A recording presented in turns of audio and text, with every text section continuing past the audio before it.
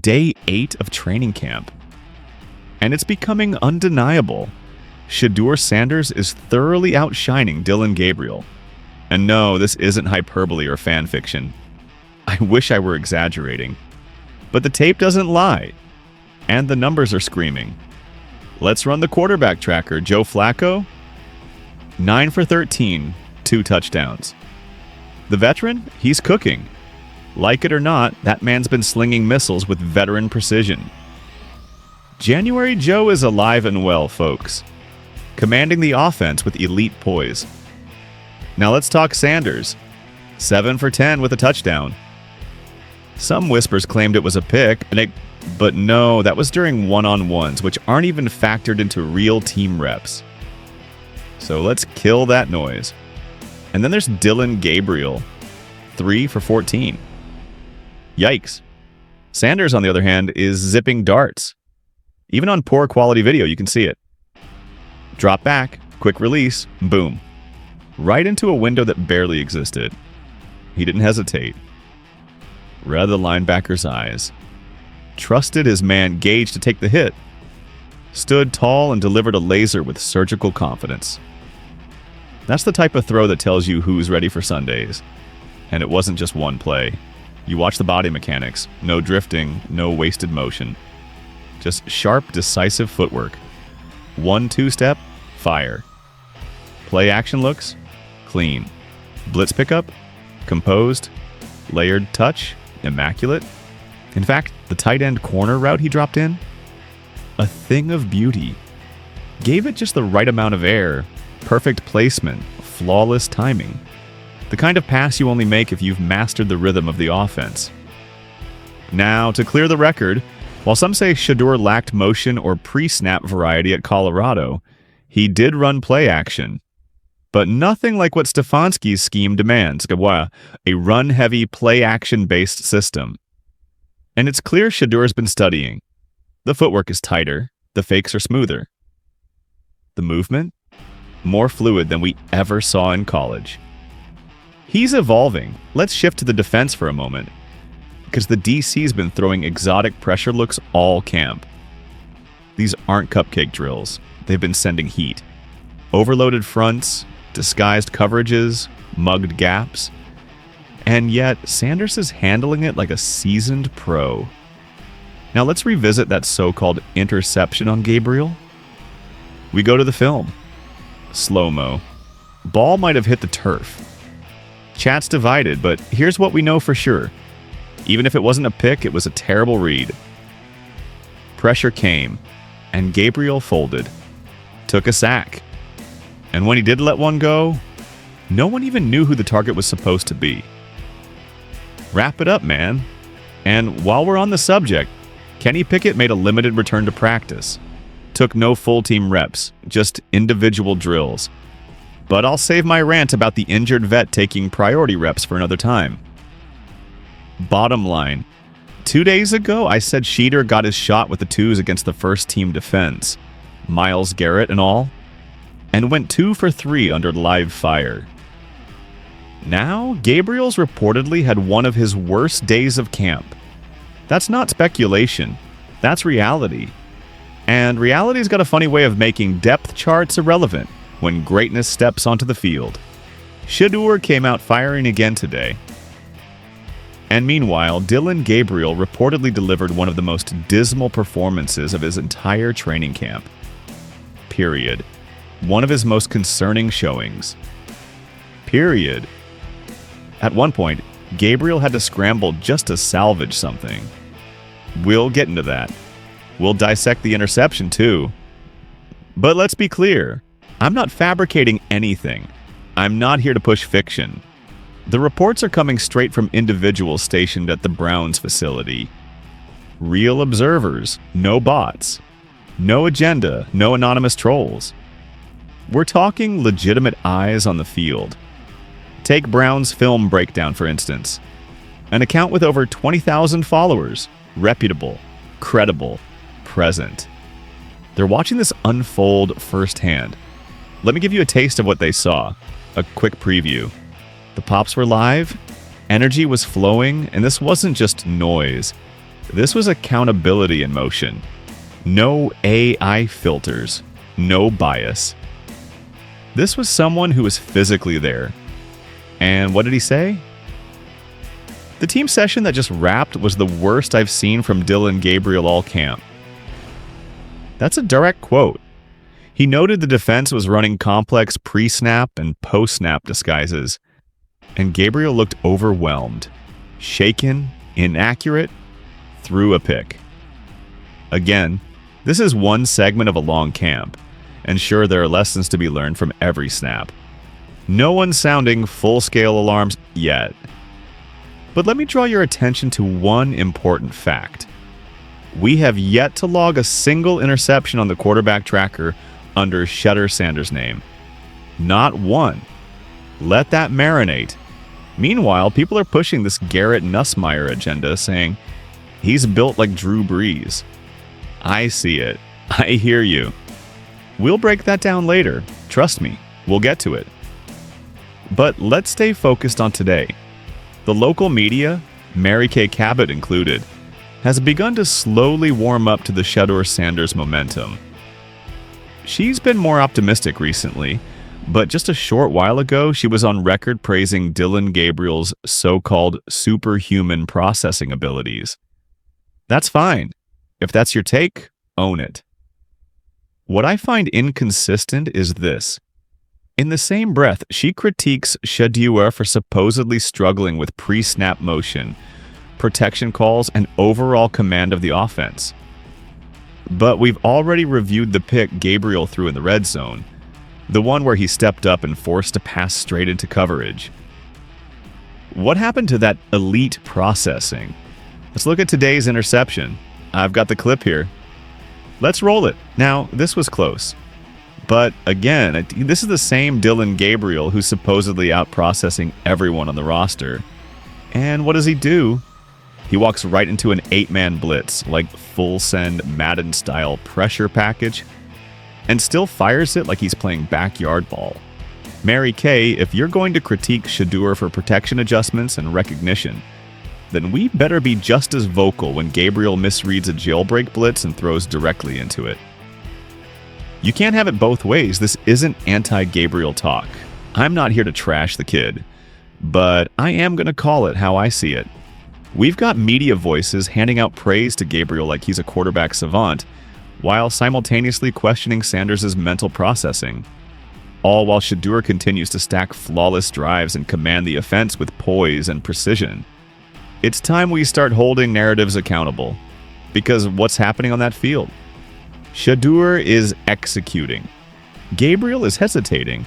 And in this league, hesitation gets you benched. Let's get into this offensive line breakdown, because what we just witnessed was a complete protection meltdown. Watch this from the alternate angle. Dylan Gabriel is absolutely hung out to dry. There's a late creeper off the edge that the offensive line completely ignores, and he comes in untouched. Gabriel's getting obliterated. This isn't just a missed block, it's an unaccounted for missile. That's a sack.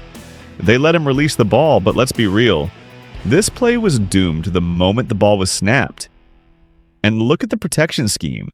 I've got a running back crossing Gabriel's face in pass pro, but he's completely out of position. That shouldn't even be his assignment. Everyone's locked up one-on-one, and yet we somehow forget to slide the protection. It's basic. Slide right, account for the hot side. Instead, we leave a free rusher off the edge like it's an open invite. This is a fundamental breakdown in protection. You're facing a triple mug front, and you don't adjust? The tight end's blocking the wrong man, the center's not identifying the hot read, and now the quarterback is the one paying the price. Literally. And here's where it gets worse. As Gabriel releases, we pause the film, and he's already made up his mind. Decision point. He's throwing into the teeth of the defense. From the far hash to the opposite numbers, you seriously think NFL-level defenders aren't going to read that? You think safeties sitting 5 yards away aren't going to feast on that? From this angle, it's looking like a clear pick. Full screen. Enhance. Freeze frame. You see it. And yet this is the same guy we're being told has superhuman processing? I'm going to need answers, because all I'm seeing is another misread under pressure, another bad throw, and another turnover. Meanwhile, Shedeur, still spotless in the interception column, still out-executing every rep. Now let's talk about this narrative. Mary Kay Cabot, respected Cleveland media, once claimed Dylan Gabriel has otherworldly processing ability. That's fine. But in the same breath, she criticized Shedeur for not making protection calls, for lacking command pre-snap. Yet what do we see? Gabriel walks into an 8-man blitz without even recognizing it.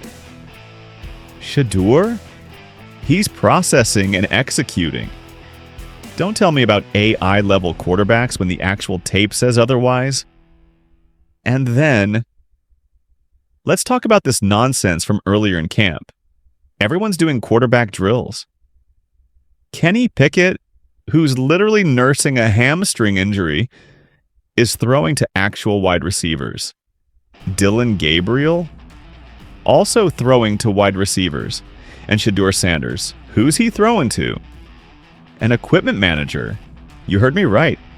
In an NFL training camp setting, when every other QB is working live reps, Shedeur is tossing spirals to a guy in a staff shirt. Not a corner, not a safety, not even a practice squad wideout, an equipment guy. Not only has a cornerstone of the defense suffered a catastrophic, season-ending injury, but the quarterback battle is intensifying in Sani and not in the way many anticipated.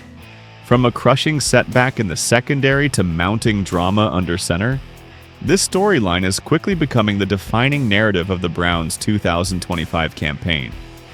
Let's dive into the chaos unfolding inside training camp as the countdown to kickoff accelerates.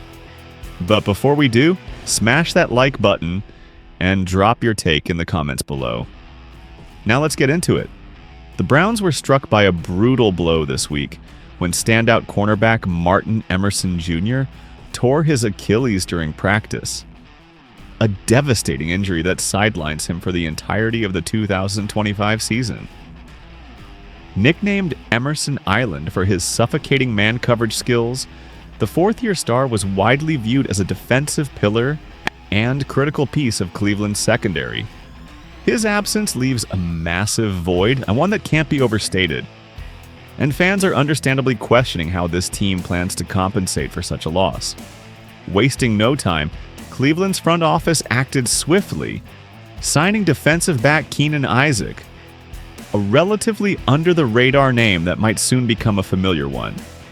Isaac, entering his third professional season, has previously spent time with the Tampa Bay Buccaneers and more recently excelled with the Houston Roughnecks of the UFL.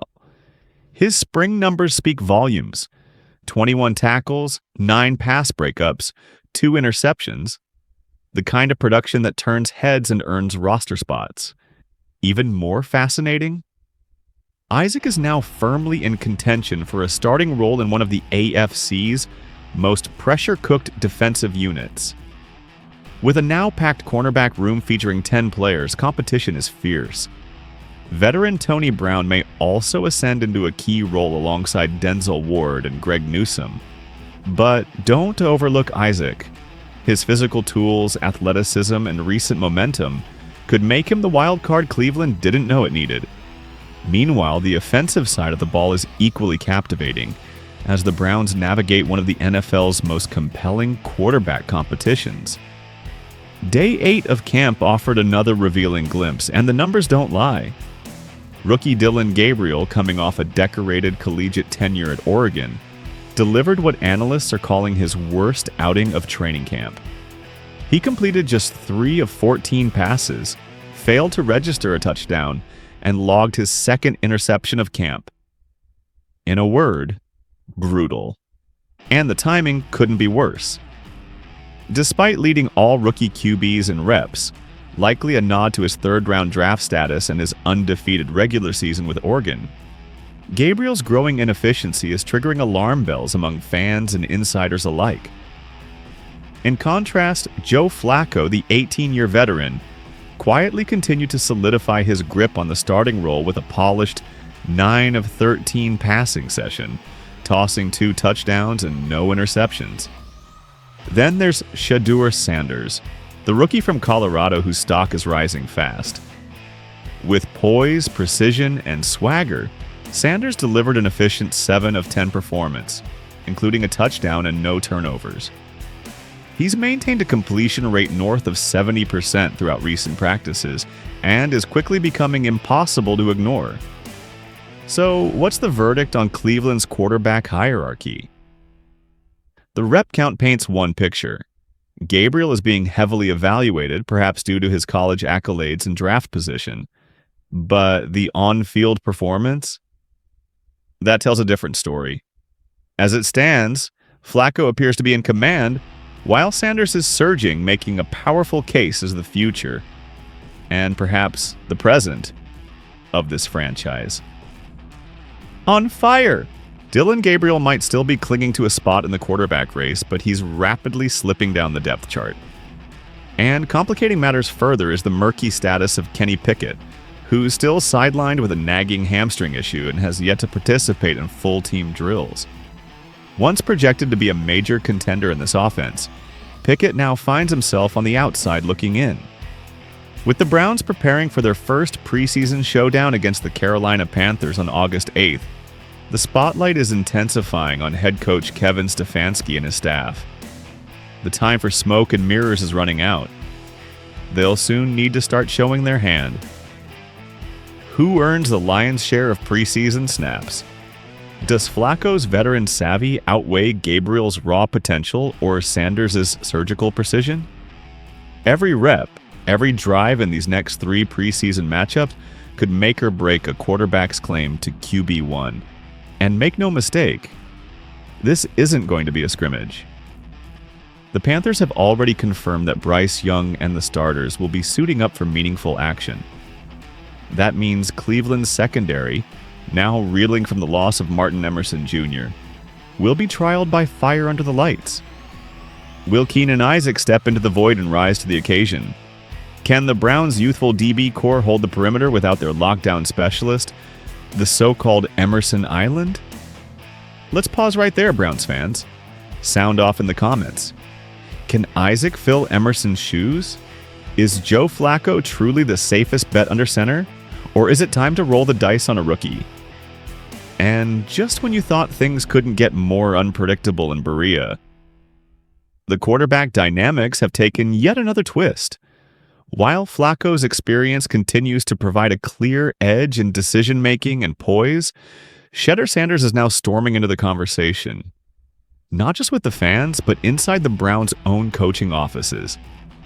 His fundamentals, his calm under pressure, and his sharp football intellect are turning heads daily. What began as a developmental storyline is now turning into a legitimate threat to shake up the entire quarterback hierarchy before Week 1. Friday's outing wasn't some fluke. Sanders has strung together multiple sessions with completion rates exceeding 70%, 0 turnovers, and an uncanny ability to read NFL-level defenses. His stellar run at Colorado, where he shattered school records and took home the Johnny Unitas Golden Arm Award, wasn't just college hype. It molded a quarterback who appears mentally fortified for the pro stage. Now contrast that with Gabriel. Yes, he's been given a heavy dose of reps, but his results have been uneven at best. His completion percentage continues to lag, his timing seems off, and most critically, the offense simply isn't moving when he's under center. And in a league where every possession matters, Gabriel hasn't proven he can convert opportunity into production. With Pickett still inactive and Flacco unlikely to take many hits at age 40 during the preseason, these next 2 matchups against the Eagles, August 16th, and Rams, August 23rd, are shaping up to be make-or-break moments for both Gabriel and Sanders. The coaching staff has stayed silent on who will get the start, but the fan base will be watching like hawks. Every throw, every read, every misstep could tilt the scales in this quarterback battle. And on defense, the lingering question remains, who steps up in Emerson's absence? Will Keenan Isaac become this year's late off-season gem, proving he belongs on the NFL stage? Or will the Browns turn to veterans like Tony Brown II to stabilize the ship and patch the holes? The clock is ticking toward Week 1 versus the Cincinnati Bengals, and this isn't just about reps or roster spots anymore.